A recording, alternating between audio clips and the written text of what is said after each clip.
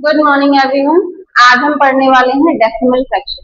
Decimal fraction क्या होते हैं? Fraction in which denominators are of power 10 known as decimal fraction. ठीक है, डिनोमिनेटर्स अगर आप कोई फ्रैक्शन लिख रहे हैं, अज्यूम कीजिए आपने लिखा 3/5।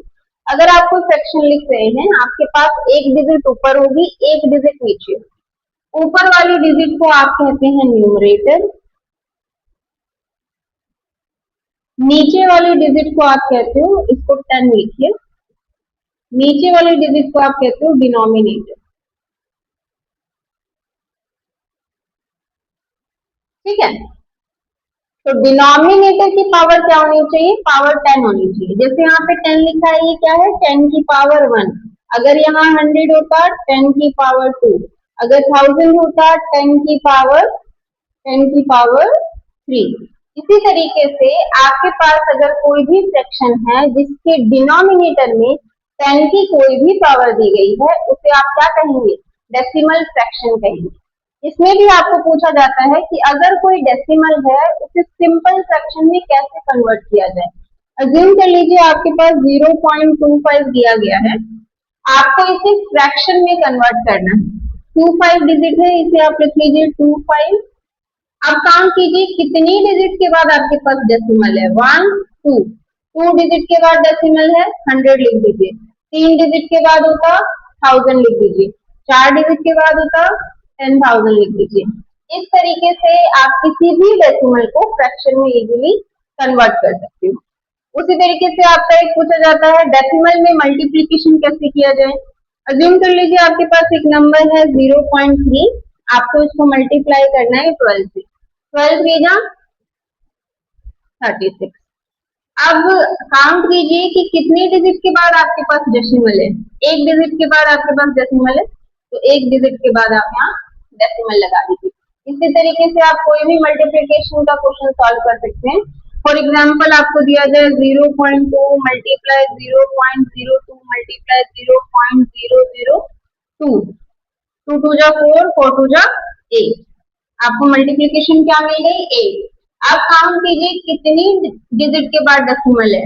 1 2 3 4 5। 1 2 3 4 5। 5 डिजिट के बाद है, तो आप यहाँ 5 बना लीजिए। आपके पास एक ही डिजिट थी, 0 लगा के आपने 5 डिजिट बना लिया, डेसिमल लगा दिया। ठीक है, सिंपली आप ऐसे ही कोई सी भी मल्टीप्लिकेशन कर सकते हैं। आपको कोई भी मल्टीप्लाई दिया गया हो, डेसिमल को भूल जाइए, जो डिजिट दी गई हैं उनको मल्टीप्लाई कीजिए और फिर कितनी डिजिट के बाद आपके पास डेसिमल था वो काउंट करके इजीली यहाँ डेसिमल लगा दीजिए। ठीक है, अब अगर हमें डेसिमल में डिवाइड करना हो, फॉर एग्जाम्पल हमें डिवाइड करना है 0.00066 को 0.11 से। ठीक है, तो अब आप जानते होंगे कि इस डेसिमल को हटा के यहाँ 2 डेसिमल के बाद पॉइंट लग जाएगा, लेकिन क्यों लग जाएगा वो सीख लीजिए। शॉर्टकट हमें 30 सेकेंड में एक क्वेश्चन सॉल्व करना है, तो शॉर्टकट पता होना जरूरी है। लेकिन अगर आपको कॉन्सेप्ट क्लियर होंगे तो आप शॉर्टकट काफी अच्छी तरीके से यूज कर सकते हो।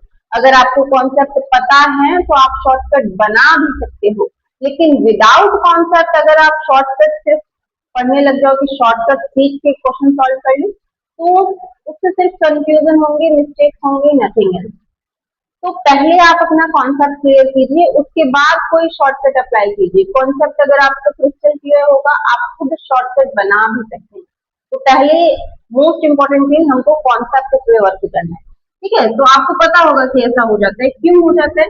यहाँ भी आप 100 से मल्टीप्लाई कीजिए, यहाँ भी 100 से मल्टीप्लाई कीजिए। 100 हमने अपनी जेब से डाला है, इसका कुछ फर्क नहीं पड़ेगा क्योंकि 100 से 100 कैंसिल आउट हो जाएगा। ठीक है, तो उसका कोई फर्क नहीं पड़ेगा, इसलिए हमने ऊपर नीचे दोनों तरफ डाला। इसको मैं 100 से मल्टीप्लाई करूंगी तो ये 11 हो जाएगा। इसको मैं 100 से मल्टीप्लाई करूंगी तो डेसिमल जो है वो 2 डिजिट शिफ्ट हो जाएगा, इसीलिए डेसिमल यहाँ से यहाँ चला जाता है। अब आपके पास बच गया 0.066 डिवाइडेड बाई 11। इसको 11 से डिवाइड कीजिए, आपको मिल जाएगा 0.06। ठीक है, इस तरीके से सिंपली आप कोई भी डिवाइड कर सकते हो डेसिमल वाला। एक कॉन्सेप्ट होता है आपका रिकरिंग डेसिमल। रिकरिंग डेसिमल क्या होता है? जैसे आपके पास यहाँ एक डेसिमल दिया गया था 0.2566, ये यहीं पर एंड हो गया।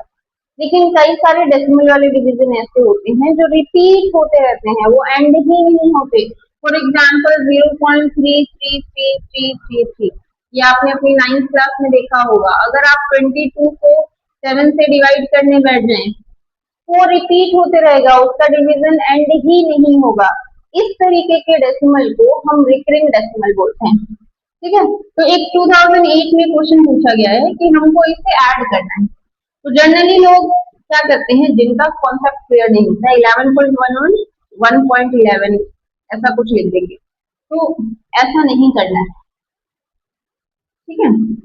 और बच्चों को इन चीजों में शुरू से ही दिक्कत आती है, लेकिन 80-90% बच्चे क्या करते हैं, कभी अपना डाउट पूछते नहीं है, इसीलिए वो बेसिक उनका खराब हो जाता है, कॉन्सेप्ट क्लियर नहीं होता और वो वीक रह जाते हैं।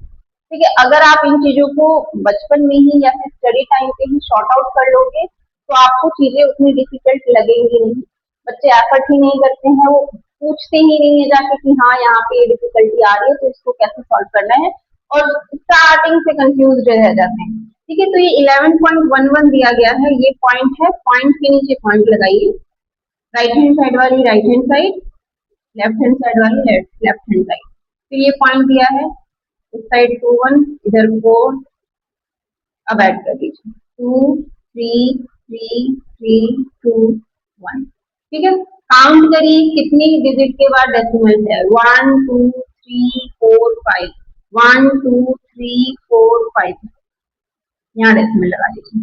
ठीक है, आपका आंसर सॉल्व हो गया। सिंपल, इजी और पूछा हुआ क्वेश्चन है 2008 का। ठीक है, ये 2009 में आपसे पूछा गया था। अज्यूम कीजिए आपको मल्टीप्लाई करना है, अज्यूम क्या कीजिए, करनी है। ठीक है, आपको मल्टीप्लीकेशन दी गई है 2.1693 मल्टीप्लाई बाय 1.4। पॉइंट को आप भूल जाओ, लिख दीजिए 2169314। इसको आप मल्टीप्लाई कीजिए, मल्टीप्लाई करेंगे तो आपको कोई आंसर मिल जाएगा। ठीक है, जितनी भी डिजिट का आंसर आएगा उसके बाद आप कैलकुलेट करो कितनी डिजिट के बाद डेसिमल है, 1 2 3 4 5, 5 डिजिट के बाद डेसिमल है, तो 5 डिजिट आप कैलकुलेट करके डेसिमल लगा दीजिए। ठीक है, सिंपल, इतना ही करना होता है, 2009 का पूछा हुआ क्वेश्चन है। ठीक है, इस क्वेश्चन का आंसर आप मुझे कमेंट सेक्शन में मेंशन कीजिए, और भी ऐसे कई सारे क्वेश्चन की प्रैक्टिस कीजिए, और अगर आपको किसी क्वेश्चन में डिफिकल्टी आएगी तो आप हमें मेंशन कर दीजिएगा, मैं उसका आंसर आपके पास एज सून एज पॉसिबल ले आऊंगी। Thank you so much.